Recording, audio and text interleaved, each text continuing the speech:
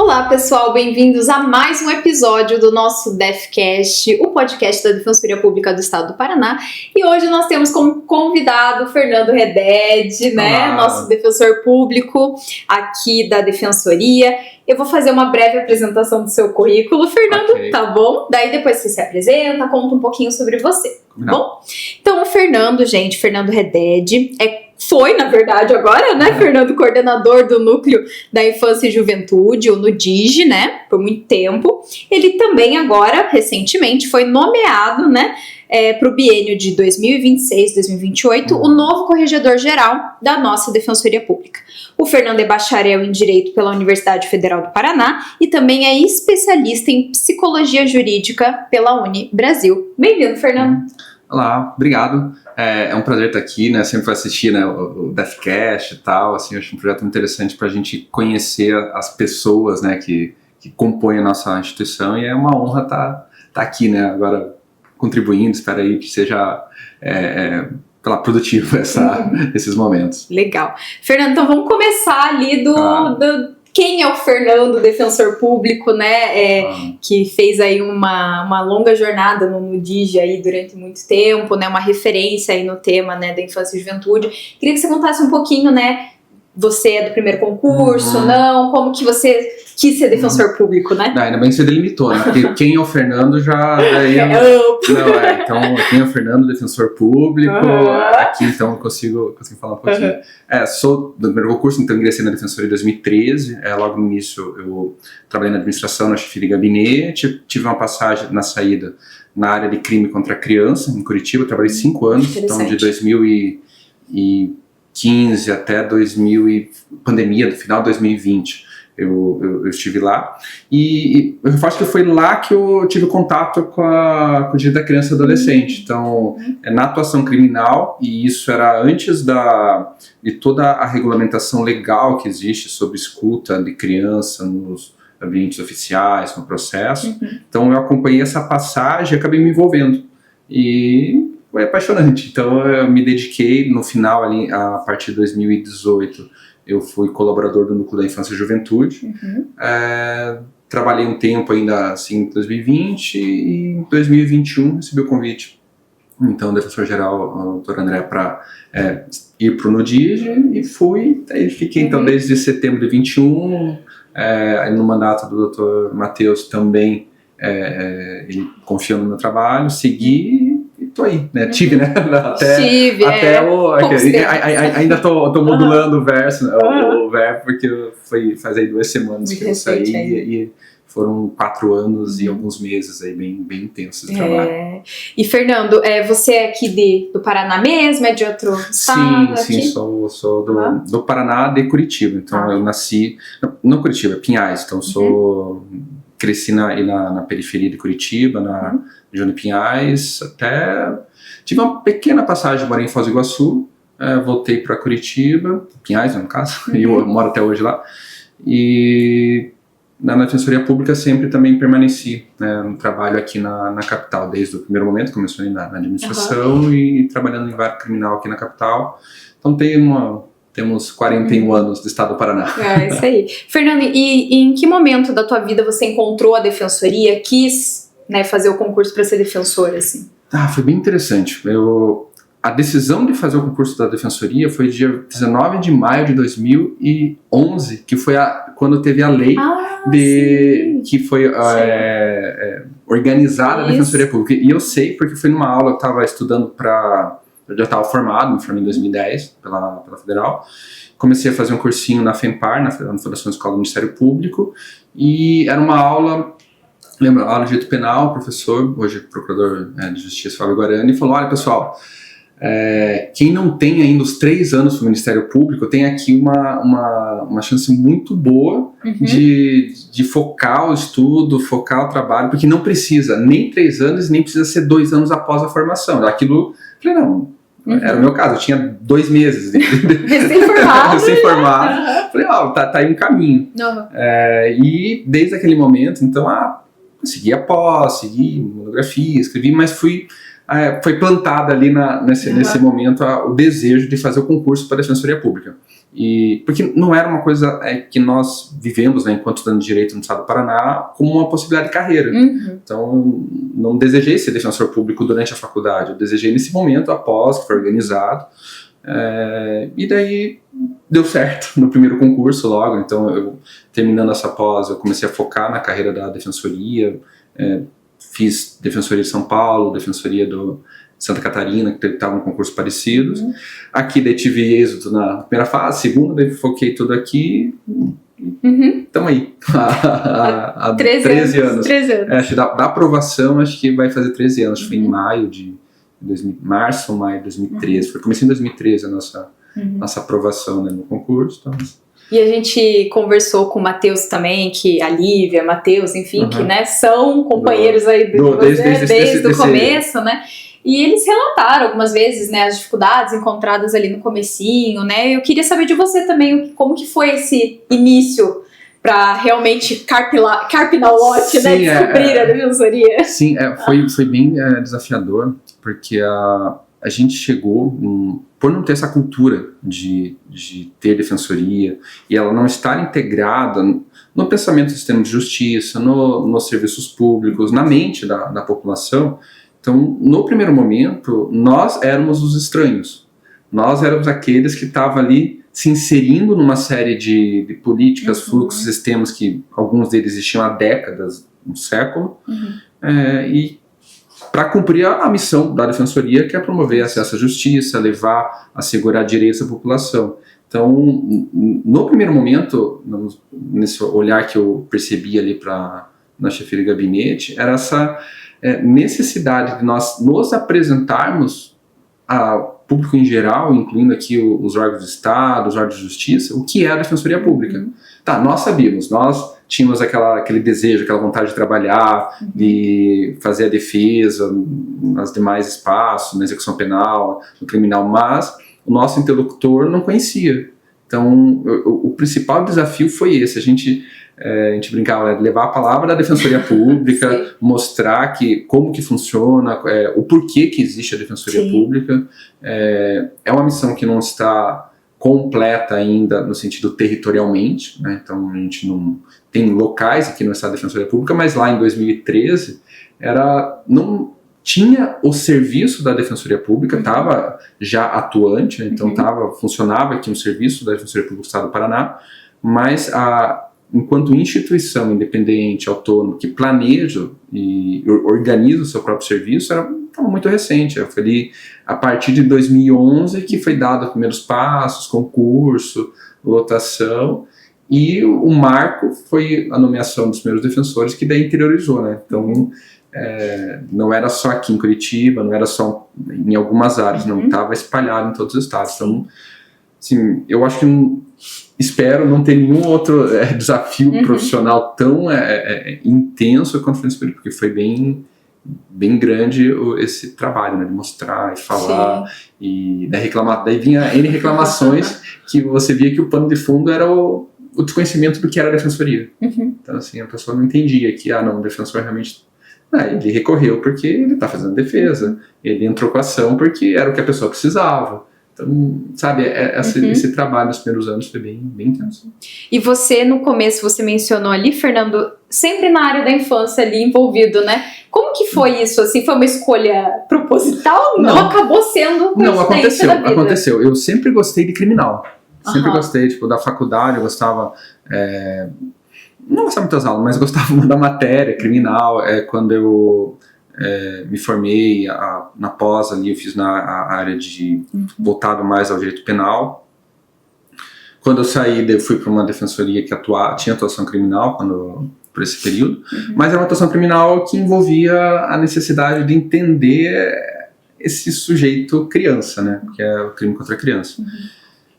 Meio que foi despertando, assim, eu brinco, que a atuação, essa paixão minha, né, pelo direito da criança, como funciona, como organiza, que em grande parte é por conta dessa necessidade da gente ver até onde o direito vai e onde precisa de política organização política, gestão, planejamento econômico, para que as coisas realmente aconteçam. Eu gosto dessas zonas de penumbras, né? Sim. Fora do processo, fora, assim, é direito, mas é um direito aplicado à administração. Achei encantador, e daí o que eu brinco é que o direito da criança e adolescente me salvou do crime, né? Me tirou do crime, me tirou desse interesse inicial da área criminal, e me fez olhar, né, o direito da criança e adolescente como um desejo, como objeto de estudo, de vontade de querer trabalhar nisso. Isso aconteceu ali em 2017, 2018 e não parou mais. Mas o Fernando pessoal, assim, ele tem... sei lá, sobrinhos, pessoas crianças mesmo da tua vida pessoal que te influenciaram ou não? Você nunca teve muito contato com criança mesmo assim? Não, tenho sobrinhos, em breve eu assim, serei pai, né? Então é um desejo meu, assim, esse contato com criança, mas nunca foi assim intenso. O que eu trago comigo, assim, de vivência com criança em grande medida foi o tempo da minha infância, sabe, assim, tipo assim, experiências que eu tive na escola, experiências que eu tive em postos de saúde, o quão difícil era, assim, sei lá, eu lembro da minha mãe falando do trabalho que ela tinha para me matricular na escola. Então, tinha que acordar cedo, 4 horas da manhã, para conseguir a vaga lá na escola municipal que eu estudei, lá em Pinhais. Essa luta, assim, meio que eu percebi, e que não era, eu percebia que não era só eu, era meus primos, era todo mundo ali que tinha essa dificuldade que meus tios, meus pais tinham, de acessar os serviços para criança. Isso me marcou, mais, né, para mim tinha mais significado essa atuação em prol da infância, para mim, pessoal, né, na minha vida, do que a atuação criminal, que é super importante, mas que eu gostava, mas assim não tinha não dialogava assim com a minha personalidade. Então, para mim foi isso o diferencial, assim, me fez querer e tal, meio que acontecer coisas, sei lá, no núcleo da infância, ou mesmo que eu já falei sobre o procedimento de escuta de crianças e adolescentes, o quanto que a gente, né, que nasceu ali na década de 80, tal, que é o meu caso, não tinha muito espaços, assim, tipo, a voz da criança, meio que a criança, não vale tanta coisa e tal.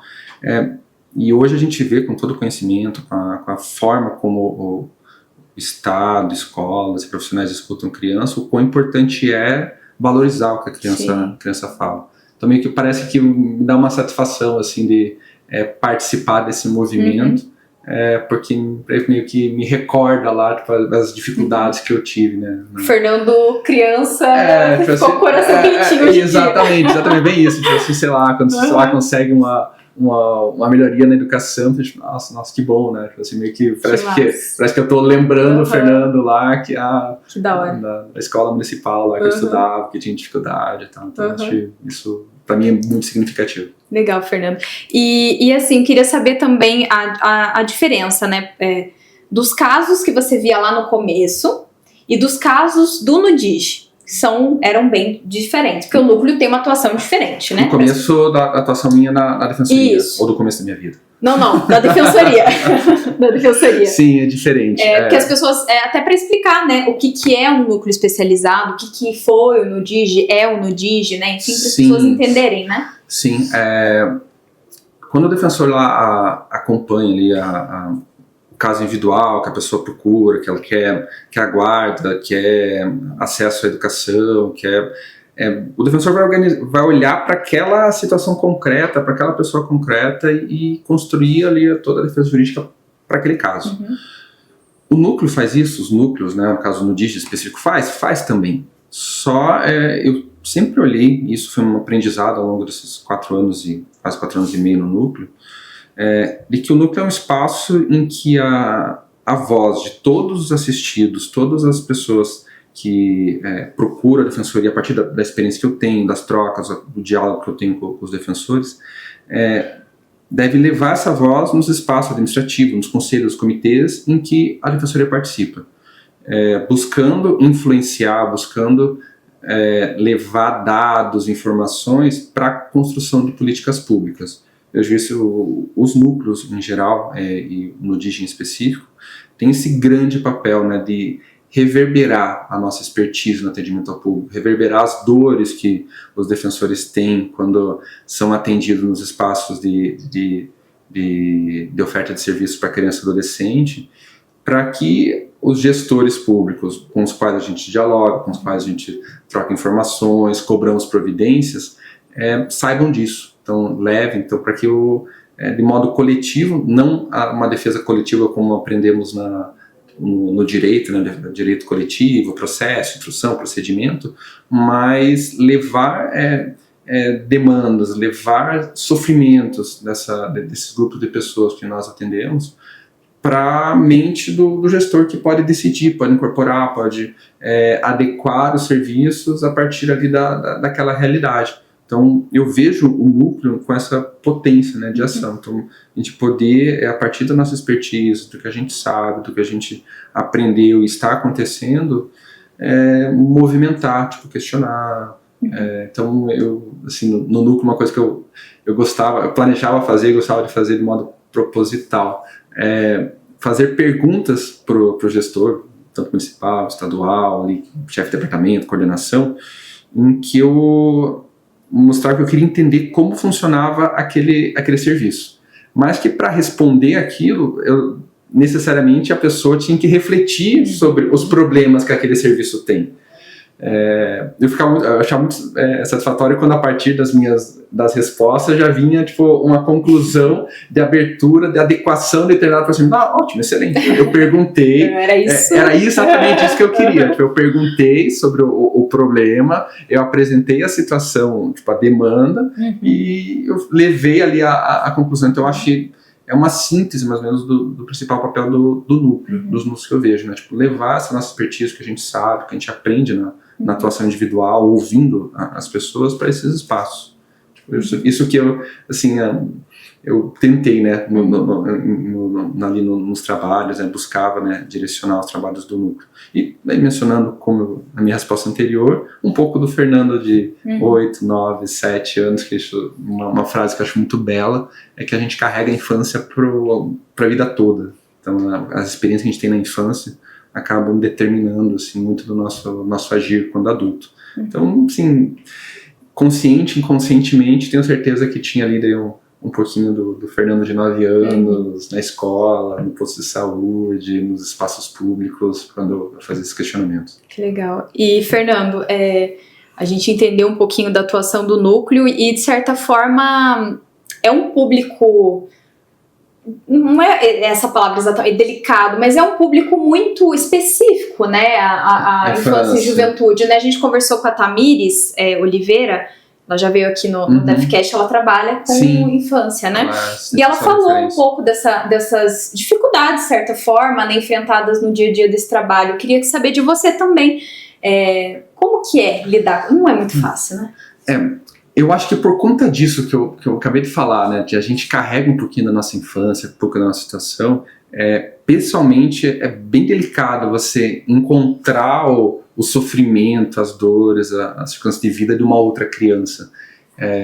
Você nunca sabe, quando eu estava no criminal, eu tinha isso comigo, eu nunca sei o momento que às vezes uma fala de uma criança vai acabar afetando o meu dia, assim, de forma assim... Sim.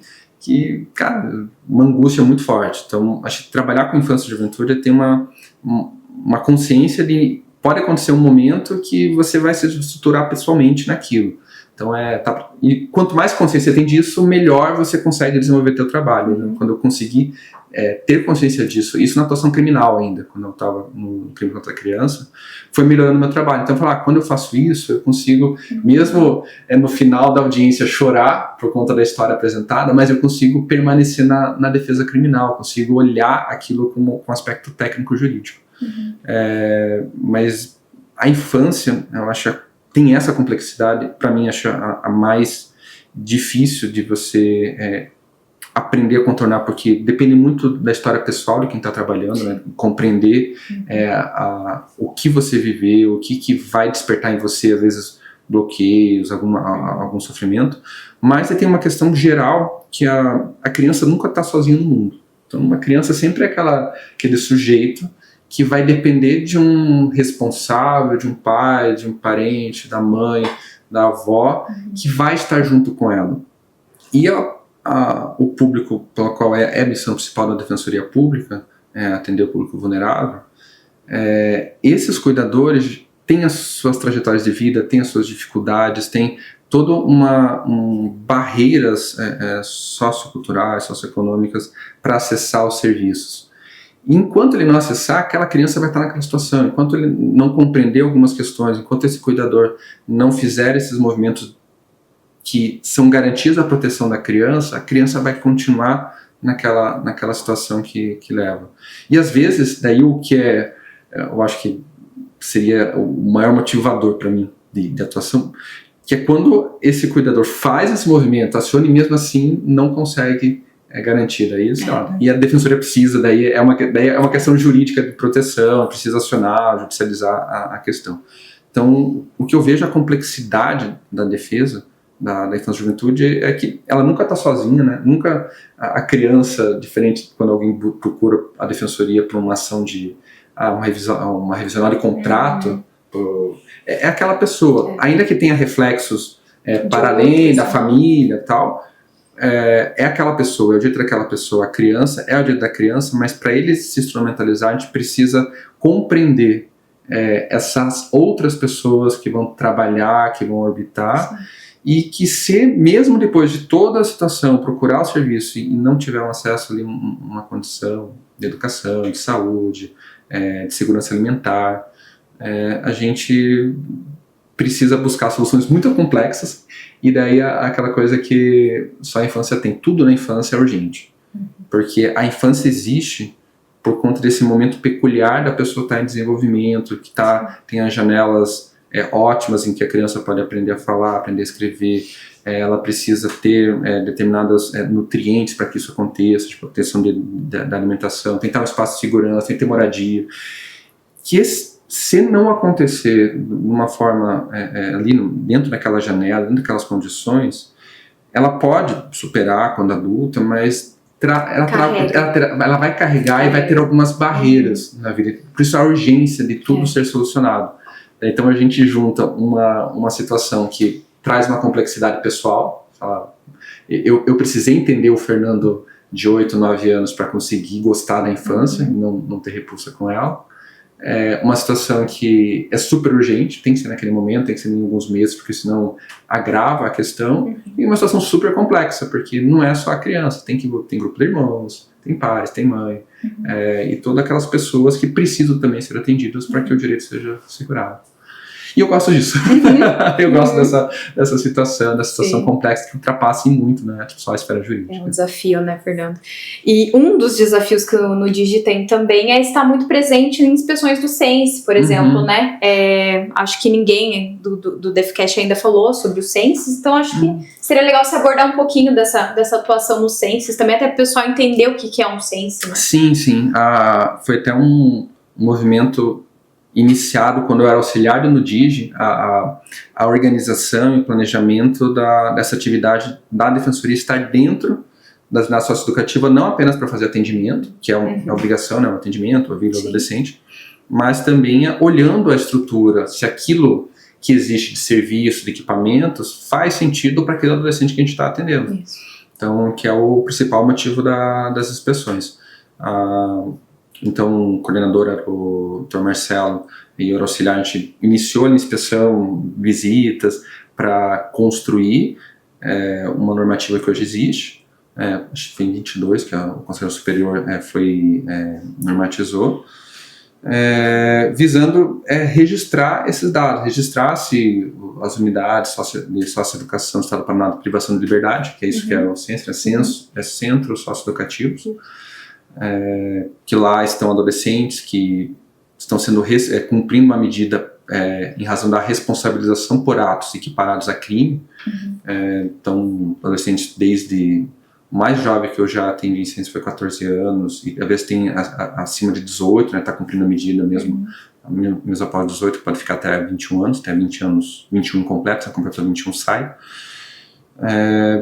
ver se aquilo em resumo, ver se aquilo faz sentido. Então, para aquele adolescente, para aquela história daquele adolescente, que a medida, como eu estava falando antes, o adolescente é uma fase em que ele não é mais criança, então já deixou a infância, deixou aquele primeiro movimento do nosso desenvolvimento para trás, mas também não tem toda a experiência e mesmo o desenvolvimento cognitivo e maturidade neurológica de um adulto.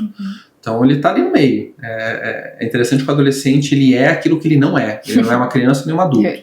Então é a melhor definição que você tem de adolescente, aquele meio, né, que começa ali nos 12, 13 anos e vai até os 20 e tantos anos. Ultimamente tem algumas pesquisas que mostram que o adolescente chega até aproximadamente os 30 anos, comportamentos. Tá? Então, talvez futuramente haja ali uma definição de adolescência para essa adolescência que a gente entende e para esse cérebro ainda não maduro por completo. Por completo, exatamente. Mas que requer algumas medidas, compreensões e oferta de serviço muito própria para esse grupo, que hoje a gente define como jovem, né? Voltando lá para o Sense. A gente está lá para realmente ver se essas situações, a gente verificar seus serviços, servidores e, em grande medida, ouvir um grupo de adolescentes para ver se aquilo que está programado para acontecer ali realmente acontece. Para aquilo que é política estadual de socioeducação, que deve acontecer em todas as unidades do Estado, se aquela unidade que a gente está visitando realmente acontece, se o adolescente tem acesso à educação, e que educação ele tem acesso, se ele tem acesso à saúde, que tipo de saúde ele tem acesso.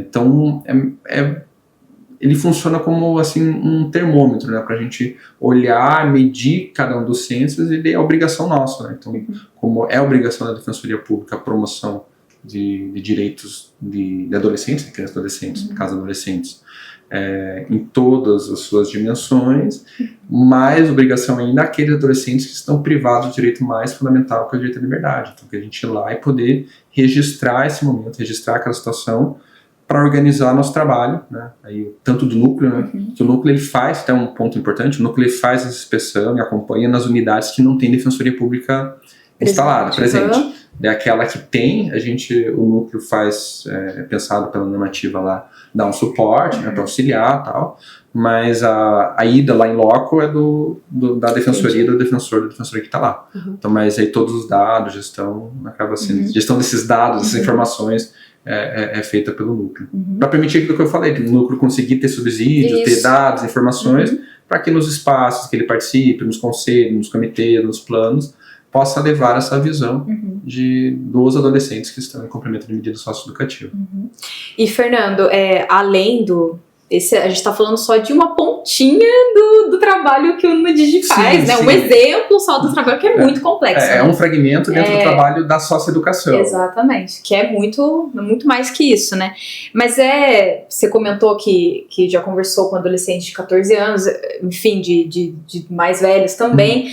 Eu acho que o que você mais tem aí é história para contar de casos, né? Queria que você contasse aí um caso que tenha te marcado, assim, de diálogo com algum assistido, pode ser criança, adolescente, algum caso que você consiga contar e possa, né, seja permitido contar também, sobre um caso que tenha te marcado. Eu vou falar o primeiro que vem na minha mente, que talvez faça mais sentido com a tua pergunta, ainda que não tenha acontecido na infância e juventude.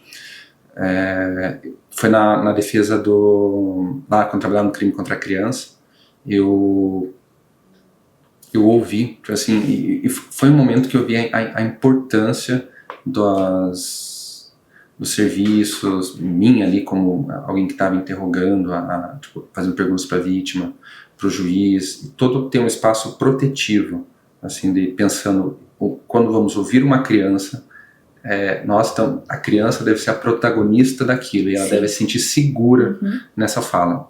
Não foi num atendimento, né, então foi após uma audiência, de uma notícia de crime sexual, que a criança tinha sido vítima, e ela estava sendo ouvida em procedimento de depoimento especial. Eu não tive contato com aquela criança antes, foi só naquele momento, né, que a ouvi, mas o trabalho realizado desde o começo, ali de receber, de orientar a criança, de explicar para ela o que foi acontecido, e a postura do juiz, do Ministério Público, minha, enquanto defensor público, permitiu a criança a falar do evento. Então ela entendeu como uma questão de proteção, então, que aquilo realmente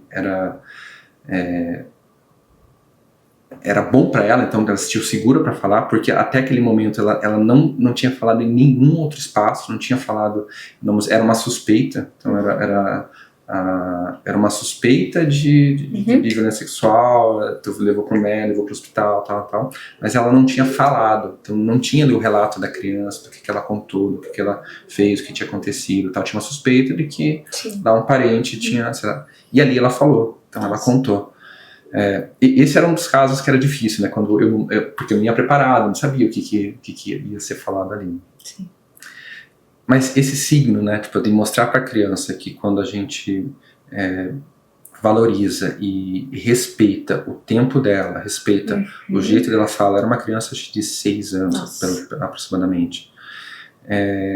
Ela fala e confia no serviço. Tipo assim, ela terminou. Uma pessoa que ela nem conhece. Nem conhece, nunca viu, ela nem conhece. Então ela terminou, era aquela audiência que era mediada, então a gente ficava só da audiência, aparecia pra televisão, né, pra criança, e daí tinha um psicólogo ali que ficava... Não, minto. A gente via na televisão, ela contava pro psicólogo, né, tipo assim, tava presencialmente, a gente não tava junto lá. Ela, no final dela, pediu pra falar pessoalmente pro juiz. Tipo, isso nunca tinha acontecido, nunca tinha acontecido. Tipo, ela falou, tipo, que ela conversou com a...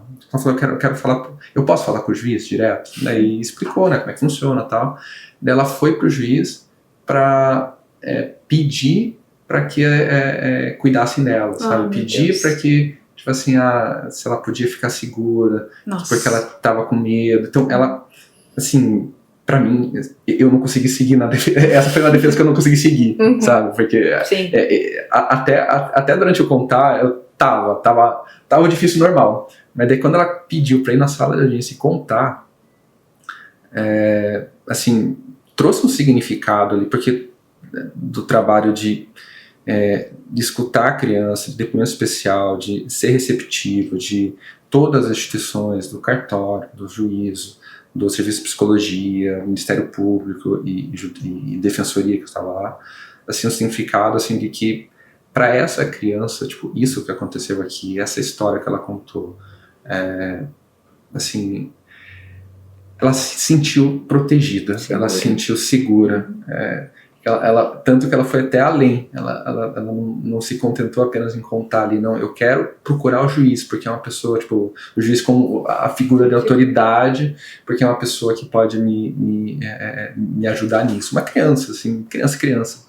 Então, pra mim, assim, quando falar, tipo, uma experiência de contato, nem foi um contato que foi direto, tipo, assim, o procedimento tive participação, foi todo, era ali, tipo, um diálogo muito interessante com o Dr. Oswaldo Canella, o Dr. Tarsila, que era juiz e promotor ali da vara, de construção, né, de todo esse procedimento, participação, a gente constantemente estava difundindo, mas quando esse caso aconteceu, eu não consegui mais participar, porque parece que me tocou de uma forma assim, tão profunda o relato dessa criança e o comportamento dela, que não tinha mais como estar na defesa criminal ali. Acho que foi o único caso que eu pedi, porque foi muito forte. Sim.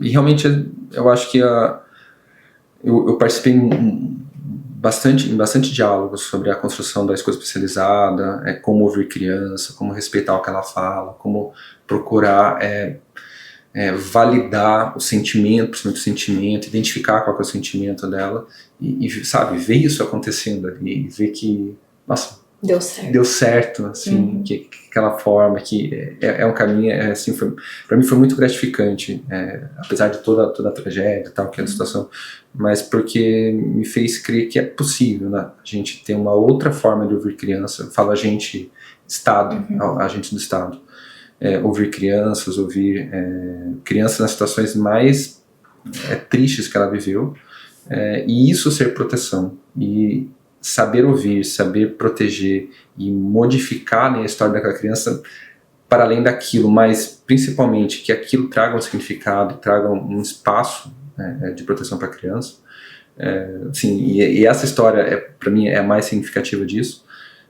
Tipo, valeu a pena, né, todo o trabalho. Então, legal, assim, uma história, tem outras, mas essa história assim foi que realmente me marcou assim, como um identificador. Puxa, todo esse trabalho, assim, a criança se sentiu tão protegida que ela quis lá procurar as autoridades, que o juiz, o promotor, o advogado, para falar. Então, assim, mostra assim a importância, né, desse giro, né, de você olhar a criança e você ouvir a criança da forma como ela se expressa, e não esperar que a criança conte aquilo da forma como os adultos conversam. E, Fernando, a gente caminhando pro fim aí, temos muitas coisas para falar de infância e juventude, né? Porque é um tema bem extenso, complexo, mas enfim, muito importante, né? Que a Defensoria de fato tem uma atuação bem forte nisso, né? Agora vamos entender um pouquinho do Fernando saindo do nudismo e indo para corregedoria, gente. Uma coisa totalmente diferente para uma área mais administrativa, né? Como que foi essa escolha, Fernando? Por que, assim, corregedoria, né? Eu sempre gostei, como até mencionei, essa transição, né, entre o direito e gestão e administração, mais voltada à questão da administração pública. Sempre algo que me atraiu. E quando eu passei ali no NUDIG, eu acabei me interessando, assim, de modo bem grande sobre uma organização de dados, organização do trabalho da defensoria, para poder planejar, poder entender como que a gente funciona, entender como a nossa ativa funciona e poder contribuir nisso, né? O projeto que eu até desenvolvi sobre a questão de creche foi nesse sentido, entender qual que é o problema, entender o que a gente faz. E nesse caminho, em algum momento desse caminho, eu vi na corregedoria um órgão que eu poderia contribuir, poderia trabalhar, poderia desenvolver essa visão, né, de entender o nosso trabalho, entender o que a gente faz, para que a gente possa atender melhor o nosso público, atender melhor as pessoas que nos procuram, atender com menos no menor tempo de demora possível, né, de espera possível, mais pessoas. Então esse desejo de entender, né, o funcionamento da defensoria para contribuir para que maior número de pessoas utilize o serviço, acho que esse foi o motivo, né, para querer a corregedoria. Daí eu apresentei algumas ideias, conversei com o Dr. Matheus, apresentei minha ideia de trabalho e vi que tinha muita afinidade entre o projeto, né, da administração superior, da Defensoria Geral, com o que eu pretendia. Então foi meio que foi dialogicamente sendo construído, né, a partir do que eu desejava, assim como estar à disposição para trabalhar na Corregedoria Geral, e com alguns projetos, algumas visões da Defensoria Geral. Então a gente veio uma ideia, veio uma vontade, foi dialogado, então estamos aí agora. Legal. Uma semana e meia. E como que tá sendo, Fernando? E os planos também, né, para essa nova empreitada aí na corregedoria? Uma semana e meia, então a gente está ainda bem recente, aprendendo, estamos ainda olhando algumas situações, reconfigurando conjuntamente com o Dr. Marcelo, Dr. Martina, que estão na subcorregedoria geral, ali organizando até a nossa divisão de trabalho para quem faz o quê, quem propriamente faz quem substitui, quem fica com determinada tarefa. Então a gente está nessa fase ainda, mas um dos grandes planos nosso é a gente conseguir ter dados de atuação, dados de o que a defensoria faz, quanto que faz, projetos de ampliação, de traz maior eficiência, registrados nossos, para que a gente possa difundir nosso serviço. Então, a Defensoria Pública traz, a partir da experiência dela, uma qualidade de serviço que dificilmente a pessoa encontra naquele ramo em outro local. E se considerar que são pessoas, há aí milhares, milhões de pessoas que precisam da atuação, então essa normalização, no sentido de tornar, tipo assim, identificar padrões, identificar dados, estruturar serviços para replicar, a gente consegue atender, é a minha crença, é o que motivou a ida para a corredoria, atender melhor essas pessoas. Então, o nosso principal projeto, meu, do Marcelo e Martina, é entender qual que é o caminho das pessoas, o que é feito, quais são os registros, para que possamos incentivar e dar mais segurança para quem realiza o atendimento, o servidor, o defensor, de qual que é o caminho que deve ser feito e, por consequência, né, tipo, entendendo isso, estando normatizado, estando conhecido, conseguimos atender mais pessoas. Essa é o caminho que, assim, sei lá, uma crença de que quanto mais dados a gente tiver da atuação, mais atuação a gente vai conseguir realizar, porque vai ser mais eficiente, com menos tempo e mais assertivo. Todo o trabalho administrativo, ele acaba, né, Fernando, pingando nos assistidos, não tem como, sempre pensando neles, né? Exatamente, para que o defensor consiga ter mais informações, acesso a mais informações num tempo menor e assim consiga atender mais pessoas e com mais qualidade. Então é esse trabalho nosso, assim, de entender a atuação para que a atuação fique mais fluida, mais rápida. Então essa é a nossa meta. Que legal, e a gente deseja boa sorte nessa sua jornada aí na corredoria, né, nesses 2 anos. E finalizamos nosso episódio por hoje, né? Queria falar muito mais, mas a gente tem um tempinho, né, meio estabelecido aí. Gostaria de pedir para vocês e avisar que estamos no Spotify, no YouTube, então podem nos acompanhar nessas plataformas. E até o próximo episódio, pessoal. Tchau, tchau!